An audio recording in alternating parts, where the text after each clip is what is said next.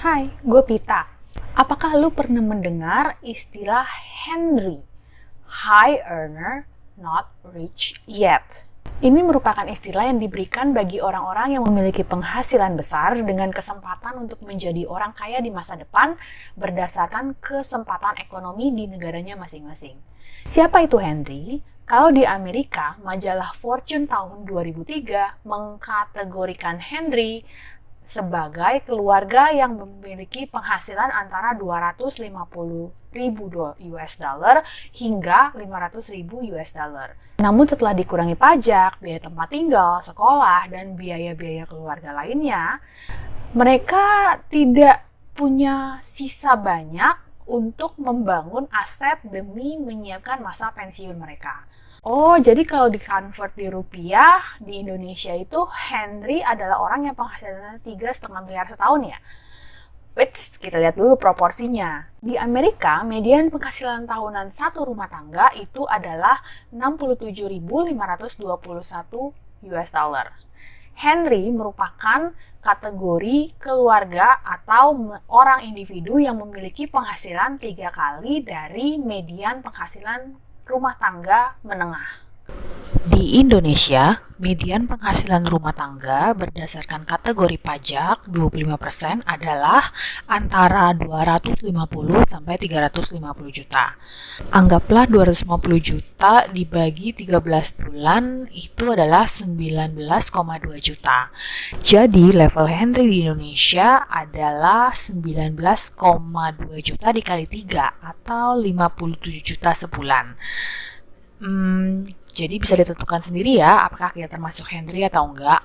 Dari penghitungan tersebut gue pun mepet-mepet di sekitar kategori Henry. Kadang-kadang lah kalau lagi puluhan penghasilan enggak ya gue bukan Henry. Yes, I am definitely not rich yet. Karena buat gue definisi rich adalah ketika gue memiliki aset investasi yang setidaknya 25 tahun dari biaya hidup gue. Dan perjalanan financial independence gue itu masih jauh banget. Kaum gue, si Henry ini digambarkan sebagai pekerja dengan pendapatan besar. Namun sebagian besar penghasilan ini kebanyakan dihabiskan untuk biaya hidup. Kalangan ini dikenal aktif menggunakan kredit dalam memenuhi berbagai macam tujuan finansial mereka.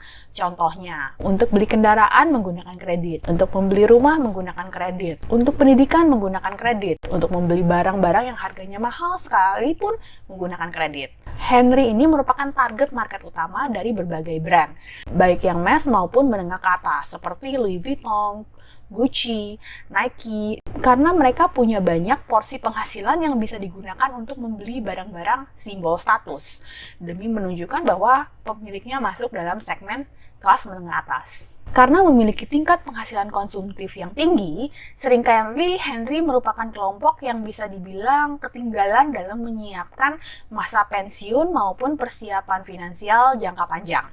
Henry sering berpikir, toh kalau gue bekerja sebulan, atau beberapa bulan, atau setahun, gue akan bisa membeli mobil ini, atau gue bisa membeli rumah ini, atau gue bisa travel ke sana sini. Dan itu ya mau sekarang. Dan ya untuk persiapan masa pensiun nanti-nanti saja ya.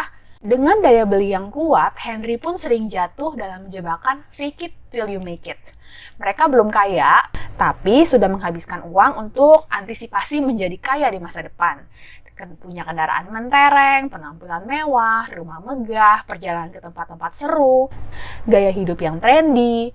Henry berusaha merepresentasikan keberhasilan yang telah dicapai dengan kerja keras sampai sejauh ini. Sayangnya, mental fake it till you make it inilah yang membuat makin banyak Henry makin jauh dari tujuan mereka menjadi orang kaya yang sebenarnya. Karena ya orang kaya yang sebenarnya adalah orang yang memiliki aset yang besar, bukan penghasilan yang besar. Kalau penghasilan yang besar tidak bisa di-convert menjadi aset, artinya penghasilan tersebut hanya habis untuk konsumsi saja. Aset yang dimiliki orang kaya adalah hal-hal yang nilainya akan terus bertumbuh, seperti properti, saham, bisnis sendiri, manufaktur, dan toko, dan berbagai macam investasi lainnya. Sebagai seorang Henry, gue sadar bahwa selama gue masih terus memegang prinsip fake it till you make it ini, maka gue akan terus bekerja sampai ya nggak tahu kapan. Itulah sebabnya gue memilih menjadi pengejar FIRE. Dengan mencapai kemandirian finansial, gue akan bisa menentukan seberapa lama dan seberapa keras gue mau bekerja di kemudian hari. Dengan memfokuskan mengejar financial independence lebih dulu dibandingkan dengan menghabiskan secara konsumtif, Hendry akan bisa memilih definisi kekayaan yang diinginkan, sehingga tidak perlu stuck bekerja terus-menerus untuk membayar kehidupan konsumtif.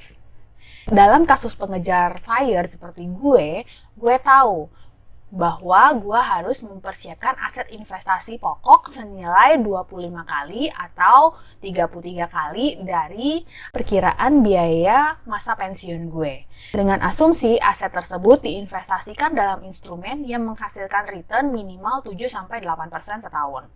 25 kali biaya hidup tahunan ini adalah baseline definisi kaya minimal buat gue sebagai Hendry.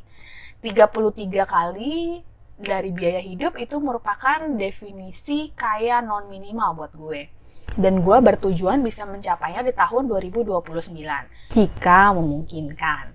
Jadi, para Hendry yang menonton ini tidak perlu loh terus-menerus bekerja keras sepanjang hidup demi mewujudkan impian hidup sebagai orang kaya. Definisi kaya itu berbeda untuk setiap orang. Yuk tetapkan sendiri definisi kaya buat kita masing-masing. Yang penting kita ingat, it's not about how much you make, it's about how you manage your money. Salam!